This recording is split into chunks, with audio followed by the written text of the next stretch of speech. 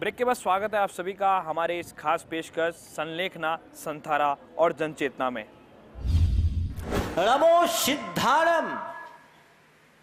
सिद्ध का मतलब, सिद्ध शब्द के कई अर्थ होते हैं। कोई अंजन सिद्ध होते हैं, कोई रसायन सिद्ध होते हैं, कोई वैद्यक सिद्ध होते हैं।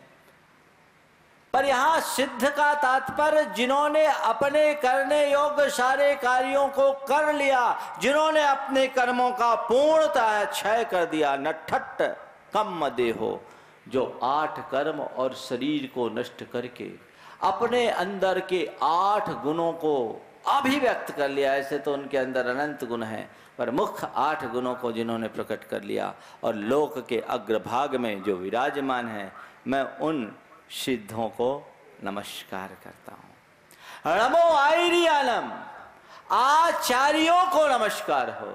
आचार्य कौन? जो खुद आचार का पालन करते हैं और कराते हैं, जो संघ के नायक होते हैं, शुद्ध रीति से धर्म का आचरण करते, 36 मूल गुणों का पालन करते हैं और औरों से, अपने शिष्यों से कराते हैं, वे आचार्य कहलाते हैं। आचार्यत्व एक बहुत बड़ा दायित्व है, डिग्री नहीं। और संघ का नायक आचार्य कहलाता है, और पूरे संघ का नायक केवल एक ही होता है, अनेक नहीं। फिर कभी इस पर बात करूंगा। नमो उपाध्यायानम, उपाध्यायों को नमस्कार हो। जो संघ को मुख्य रीत्या अध्ययन और अध्यापन कराते हैं, वे उपाध्याय कहलाते हैं। उपाध्याय के लिए 25 मूल गुण बताए, 11 अंग और 14 पूर्व। आज किसी को नहीं होगा, उपाध्याय बचे ही नहीं, तो फिर क्या करे? आज 11 अंग 14 पूर्व का तो सद्भाव ही नहीं, तो क्या करे? तो आचार्यों ने, आचार्य वीर सिंह ने लिखा कि वर्तमान में उपाध्याय किसे माने। जब उनसे पूछा गया तो उन्होंने कहा, जिसे वर्तमान में उपलब्ध समस्त शास्त्रों का पूर्ण ज्ञान हो और संघ में उससे श्रेष्ठ ज्ञान जिसको ना हो, वो उपाध्याय होने की अर्हता लगता है। आजकल तो कोई भी उपाध्याय बन जाते हैं। मैं ऐसे भी उपाध्याय को जानता हूं जो उपाध्याय दीक्षा के बाद एक विद्वान से तत्वार्थसूत्र सीखे। ये मखौल है। नमो उपाध्यायानम, नमो लोये सव शाहुनम, मैं लोकवर्ती समस्त साधुओं को प्रणाम करता हूं। साधु कौन?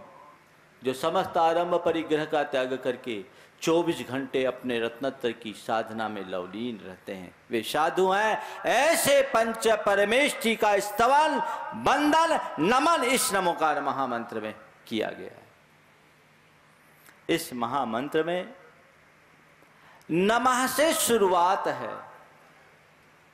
प्राय लोक के जितने भी मंत्र हैं,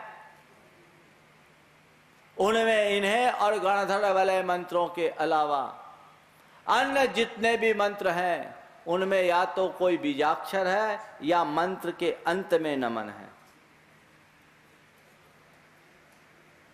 पर नमोकार मंत्र नमस्कार से शुरुआत, नमो नमस्कार। और संत कहते, जब तक नमन का भाव प्रकट नहीं होगा, तब तक तुम्हारे भीतर मंत्र का प्रभाव ही नहीं पड़ सकता। ये नमोकार मंत्र कोई ऐसा वैसा मंत्र नहीं। इस मंत्र की अपनी महिमा है और जगत के सर्व मंत्रों से इसका अपना अलग स्थान है। क्यों? 4 कारणों से। नमोकार महामंत्र, महामंत्र है, मंत्राधिराज है। क्यों? इसकी 4 विशेषताएं। मैं उनकी चर्चा नहीं कर रहा हूं। इसे मैं महामंत्र इसलिए नहीं कहता कि ये सब मंत्रों का बीज है। इससे 84 लाख मंत्र प्रकट हुए। हो सकता है कुछ लोग इसमें असहमत हों, इसलिए मैं इनकी चर्चा नहीं करता। लेकिन 4 कारणों से ये नमोकार महामंत्र महामंत्र है। सबसे पहला, इस मंत्र का कोई भी देवता नहीं।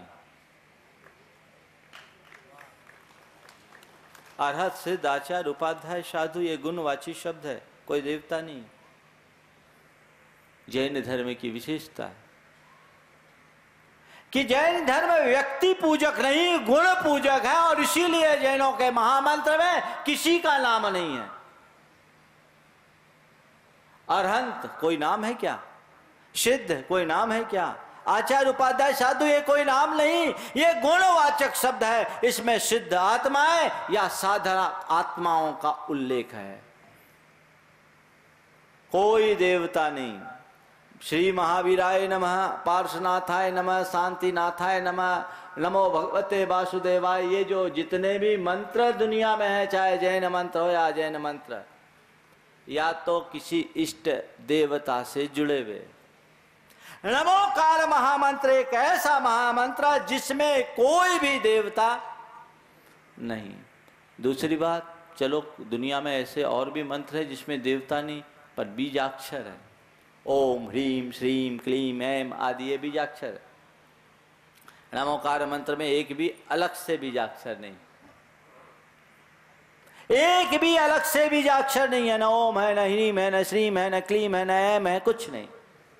हालांकि इसके जितने भी वर्ण और मातृकाएं ये सब अपने आप में बीज है, उसकी चर्चा अलग से करूंगा, वो बहुत अलग बात है, ऊंची बात है, अभी आपको नहीं पचेगी। लेकिन नमोकार महामंत्र में अलग से कोई भी बीजाक्षर नहीं है। नंबर 3, इकलौता मंत्र ऐसा महामंत्र है जिसकी कोई अनुपूर्वी नहीं है। अनुपूर्वी यानी क्रमणी। नमो अरिहंतालम से नमो लोए सब साउनम तक पढ़ो तो, नमो लोए सब साउनम से नमो अरिहंतालम आओ तो, और नमो आयरियानम, नमो वज्रायनम, नमो अरिहंतालम, नमो सिद्धानम, नमो लोए सब साउनम आओ तो। 1 2 3 4 5 पढ़ो तो, 5 4 3 2 1 पढ़ो तो, 1 3 5 4 2 पढ़ो तो, और 2 4 5 3 1 पढ़ो तो। उल्टा सीधा कैसे पढ़ो? इस महामंत्र का जो भी असर पड़ेगा वो सीधा ही पड़ेगा। उपद्रव रहित स्थान पर जाप करो, जहां डिस्टरबेंस नहीं। जब भी जाप करो मोबाइल को अपने से 5 मीटर दूर रखो, और या तो साइलेंट मोड में करके रखो। जाप करते जा रहे हो और घंटी बज रही है और किसी का पहले से पता हो आज कॉल आने वाला हो, तो बताओ जाप करोगे कि कॉल पर ध्यान जाएगा?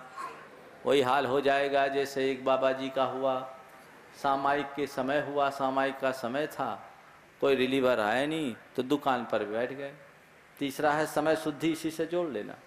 दुकान पर बैठ गए सामायिक के टाइम में, सामायिक में कि क्या करे, सामायिक तो करनी है, दुकान में बैठ गए।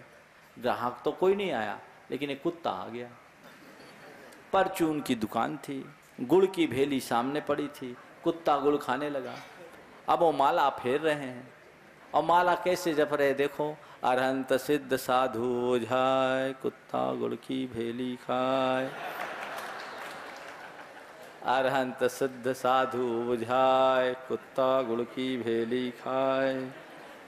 भेली देखूं तो सामायिक जाए, सामायिक देखूं तो भेली जाए। अरहंत सिद्ध साधु ओझाए, कुत्ता गुड़ की भेली खाए।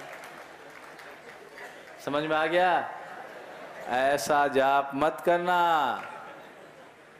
सारे उपद्रवकारी तत्वों को दूर रख करके जाप करो। जाप करने का मतलब, जाप करने का मतलब अपने आत्मा की विशुद्धि का अनुष्ठान बनाना। आज छुट्टी का दिन है, कोई आकुलता तो नहीं है? हाँ, ऐसे ही जब जाप करो तो आकुलता खत्म हो जाती है। तो ये आप निरुपद्रव स्थान पर जाप करें। कदाचित महाराज मंदिर दूर है, प्रैक्टिकल नहीं है, तो क्या करें, घर में एक ऐसा स्थान बना ले जहां और कोई डिस्टरबेंस न हो। ये क्षेत्र शुद्धि, समय शुद्धि, प्रातः काल, मध्याह्न काल और संध्या काल जाप करने का सही समय। संधि काल में हमारी सुषुम्ना नाड़ी जलती है, और सुषुम्ना नाड़ी में जाप्य अनुष्ठान सबसे अच्छा होता है। ऐसा नहीं कर सके तो आप अगर नियमित जाप करना चाहते तो एक टाइम निश्चित कर ले, मैं इसी समय जाप करूंगा। और उस समय कितना भी जरूरी काम हो, कोई मेहमान भी तुम्हारे घर में आए, बोले भैया मेरे अभी जाप का टाइम है, तुम बैठो, फिर तुमसे मिलूंगा, उस पर भी असर पड़ेगा। और जितनी देर के लिए आप जाप करो उतना ध्यान रखो। चौथा है आसन शुद्धि। जहां आप जाप के लिए बैठ रहे हैं अपनी चटाई आदि को ठीक ढंग से साफ करके बैठो। देखो उसमें कोई जीव जंतु तो नहीं है। जाप करने आए और धम्म से आके बैठ गए। साफ करके बैठो। साफ करने के बाद अपने हाथ को धो, उस आसन को शुद्ध रखो ताकि किसी प्रकार की हिंसा आपसे न हो जाए। समझ गए? तो द्रव्य शुद्धि, क्षेत्र शुद्धि, समय शुद्धि, आसन शुद्धि। इसके बाद है विनय शुद्धि। जाप में विनय। विनय कैसे? जिनका जप आप कर रहे हो उनके प्रति आंतरिक अनुराग, बहुमान। नमोकार जप रहे हो, मंत्र के प्रति बहुमान होना चाहिए, विनय होना चाहिए। जप मालिका वगैरह यहां वहां नहीं गिरनी चाहिए। जाप करते समय अपने शरीर के नीचे के अंगों का स्पर्श नहीं करना चाहिए। ये विनय है, ये बहुमान है। तुम जितना विनय रखोगे उतना तुम्हें लाभ होगा। और 3 है लास्ट की, मन शुद्धि, वचन शुद्धि और काय शुद्धि।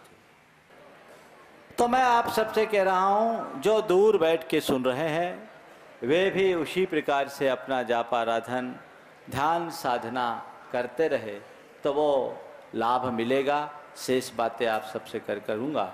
ये इसमें अपनी शुद्धि और विशुद्धि का आप सबको विशेषतया ध्यान देना है। हमें लगता है आप लोगों के उत्साह को देखते हुए कि कोटि जप का अनुष्ठान तो हम लोगों ने तय किया।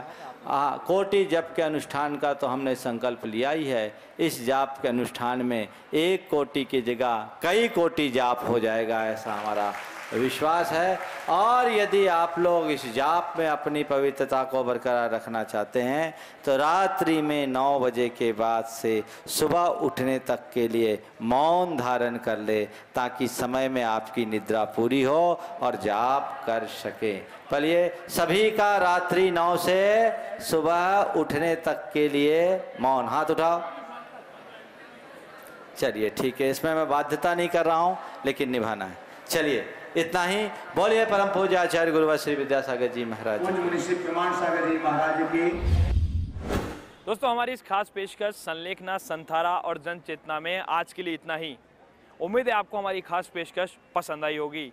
दीजिए मुझे और मेरी पूरी टीम को इजाज़त और आप देखते रहिए फर्स्ट इंडिया। नमस्कार।